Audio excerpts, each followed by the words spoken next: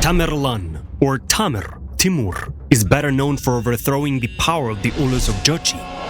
He's the one who destroyed the local cities.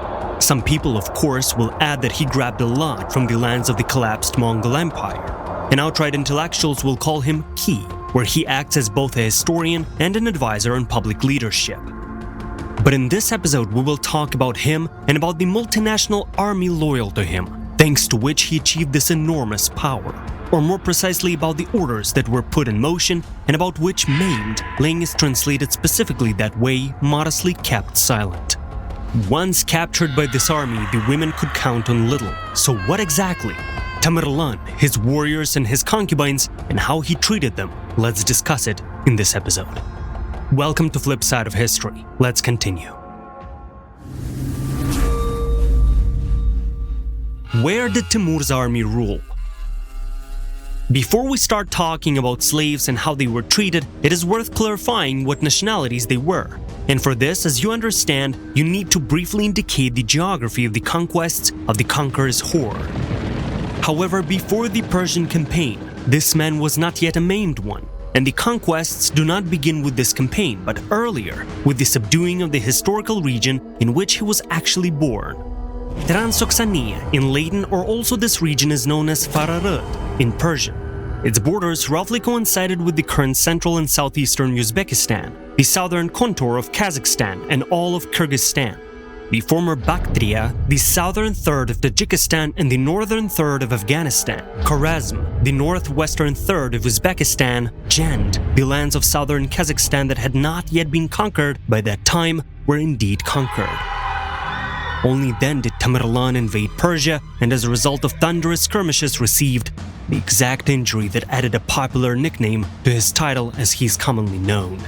But after the conquest of the Iranian lands, he moved south between the Tigris and Euphrates rivers, southwest in Transcaucasia and the Armenian highlands. And only after these lands, feeling like the commander of many thousands of soldiers, he decided, reluctantly, to move to the Golden Horde, the remnants of which were ruled by Tohtamish.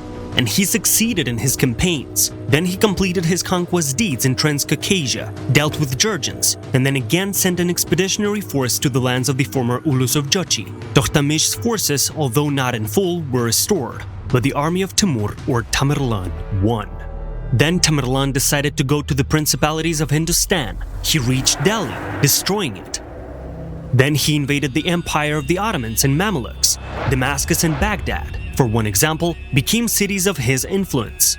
Thus, Uzbek women, Kyrgyz women, Tajiks, Pashtun, Kazakhs, Kurds, Turkish women, Bashkir women, Volga Tatars, Nogai Tatars, Tabasaranks, representatives of people speaking both Arabic and even New Aramaic languages, Armenians, Georgians, Azerbaijanis, Persians, Lurks, Mazandaranks, Jilyankas, Talishkas, girls from the Balak and Sindhi tribes, Slavic women from the Wild Field, Indian women from India, as well as Roma. There were also Turkmen women. Their people were not limited to present-day Turkmenistan. They were scattered over a larger territory.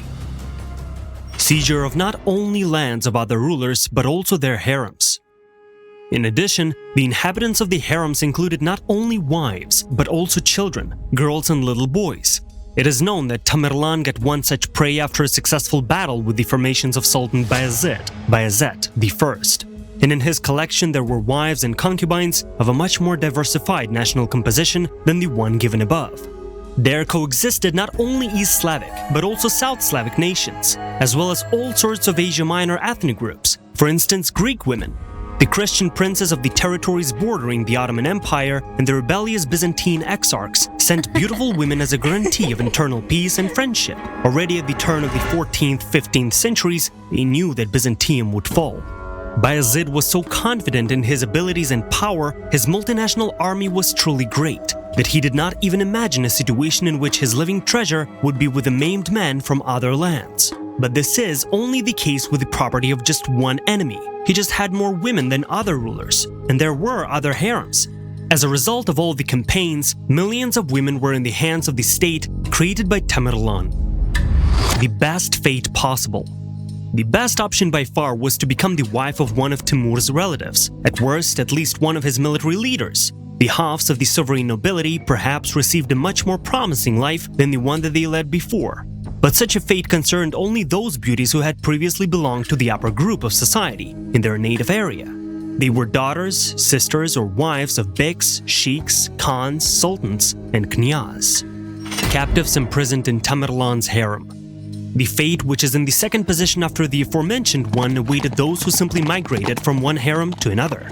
The main part of the Tamer is 18 wives. They were for the main ones. They should have been liked by at least one of them, and best of all, the eldest.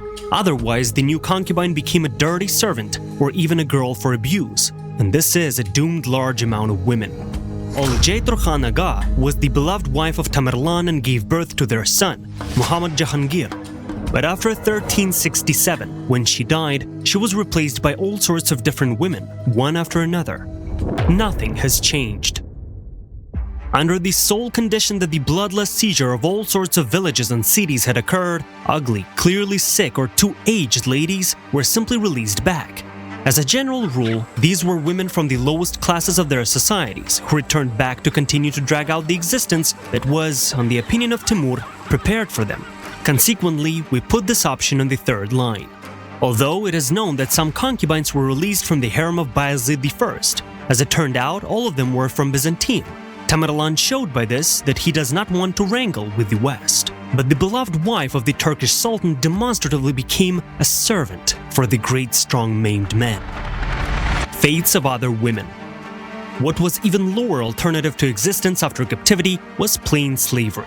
This is probably the worst thing that evil fate can prepare for an individual.